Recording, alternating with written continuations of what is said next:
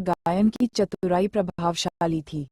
पंडित बैजनाथ को बचपन में लोग प्यार से बैजू कहकर पुकारते थे। बैजू की उम्र के साथ साथ उनके गायन और संगीत में भी बढ़ोतरी होती गई। जब बैजू युवा हुए तो नगर की कलावती नामक युवती से उनका प्रेम प्रसंग हुआ। कलावती बैजू की प्रेयसी के साथ साथ प्रेरणा स्रोत भी रही।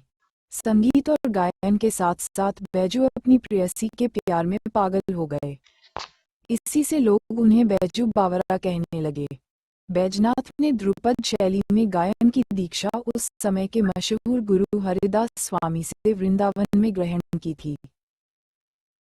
ग्वालियर में जय विलास महल में संरक्षित ऐतिहासिक पुस्तकों के अनुसार बैजू राग दीपक गाकर तेल के दीप जला सकते थे, राग मेघ मेघ मल्हार या गौड़ मल्हार गाकर वर्षा करा सकते थे, राग बहार गाकर फूल खिला सकते थे और यहाँ तक कि राग मालकौंस गाकर पत्थर भी पिघला सकते थे। संगीत प्रतियोगिता। सम्राट अकबर संगीत एवं कला का प्रेमी था। उसके दरबार में संगीतकारों और साहित्यकारों का तांता लगा रहता था।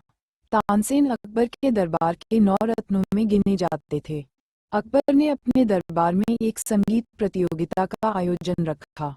इस प्रतियोगिता की यह शर्त थी कि तानसेन से जो भी मुकाबला कर जीतेगा वह अकबर के दरबार का संगीतकार बना दिया जाएगा तथा हारे हुए प्रतियोगी को मृत्युदंड दिया जाएगा। कोई भी संगीतकार इस शर्त के कारण सामने नहीं आया, परंतु बैजू बावरा ने ये बीड़ा उठाया तथा अपने गुरु हरिदास से आज्ञा प्राप्त कर संगीत प्रतियोगिता में भाग लिया। अंततः इस प्रतियोगिता में बैजू की हार हुई, किंतु बाद में अकबर ने प्रसन्न होकर बैजू को अपने दरबार में रखने का प्रस्ताव रखा। लेकिन अकबर के दरबार के इतिहासकार अबुल फजल और औरंगजेब के दरबार के इतिहासकार फकीरुल्लाह के अनुसार बैजू ने तानसेन को प्रतियोगिता में हराया था और तानसेन ने बैजू के पैर छूकर अपने प्राणों की भीख मांगी थी। बैजू ने तानसेन को माफ कर दिया और खुद ग्वालियर वापस चला गया। कश्मीर प्रकरण।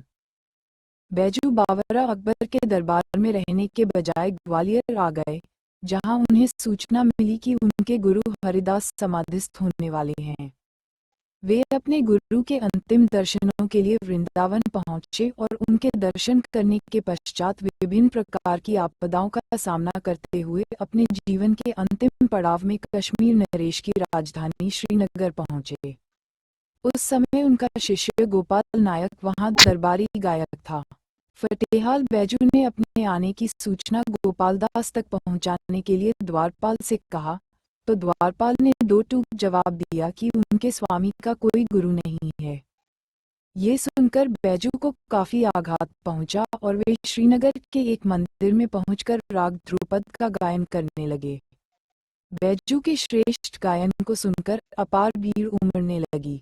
जब बैजू की खबर कश्मीर नरेश के पास पहुंची तो वे स्वयं भी वहां आए तथा बैजू का स्वागत कर अपने दरबार में ले आए। कश्मीर नरेश ने गोपालदास को पुनः संगीत शिक्षा दिए जाने हेतु बैजू से निवेदन किया। राजा की आज्ञा से उन्होंने गोपाल को पुनः संगीत शिक्षा देकर निपुण किया। एक अन्य दंतकथा के अनुसार गोपाल नायक बैजू का प्रिय शिष्य था।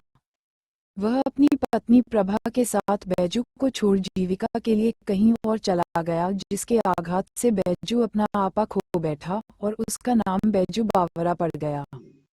गोपाल नायक कश्मीर नरेश के दरबार में गायक नियुक्त हो गया और वहां उसने ये प्रचलित कर दिया कि वह स्वशिक्षित है और उस पर किसी भी गुरु की कृपा नहीं है। ये सुन बैजू फतेहाल श्रीनगर पहुंचा और अपने गायन से सबको मंत्रमुग्ध कर दिया, लेकिन गोपाल नायक ने अपने गुरु को पहचानने से मना कर दिया। आहत बैजू एक मंदिर में जाकर गाना गाने लगा और वहां भारी भीड़ उमड़ पड़ी और जब कश्मीर नरेश को इस बात की सूचना मिली तो कश्मीर नरेश ने बैजू को अपने दरबार में बुलवा भेजा और बैजू और गोपाल की संगीत प्रतियोगिता रखवा डाली। बैजू को पहले गाने का मौका मिला और गोपाल को उसका उत्तर देना था। बैजू ने राग भीमपलासी गाया, जिसके कारण पत्थर पिघलने लगे। गोपाल ने उत्तर में गाया लेकिन जीत न पाया। प्रतियोगिता की शर्त के अनुसार हारने वाले को मृत्युदंड दिया जाना था, लेकिन बैजू बावरा ने राजा से अनुरोध कर गोपाल को मृत्युदंड से बचा लिया। लेकिन अपनी मूर्खता के कारण गोपाल को अपनी जान से हाथ गंवाना पड़ा। उसका अंतिम संस्कार सतलज के किनारे उसकी पुत्री मीरा ने किया। ऐसा कहा जाता है कि दाह संस्कार के बाद जब गोपाल की हड्डियों को नदी में फेंका गया तो वह डूब गईं। दंतकथा के अनुसार गोपाल की विधवा प्रभा ने जब बैजू से उन हड्डियों को लाने का अनुरोध किया तो बैजू ने गोपाल की पुत्री मीरा को राग मल्हार का एक नया संस्करण सिखाया, जिसको एक सप्ताह तक सीखने के बाद जब मीरा ने सतलज के किनारे भीड़ के सामने जब गाया तो गोपाल की हड्डियां नदी के किनारे आ लगीं। उस समय के बाद से उस राग को मीरा की मल्हार का नाम दिया गया। इस प्रकरण के पश्चात उदास बैजू चंदेरी वापस चला आया। देहांत।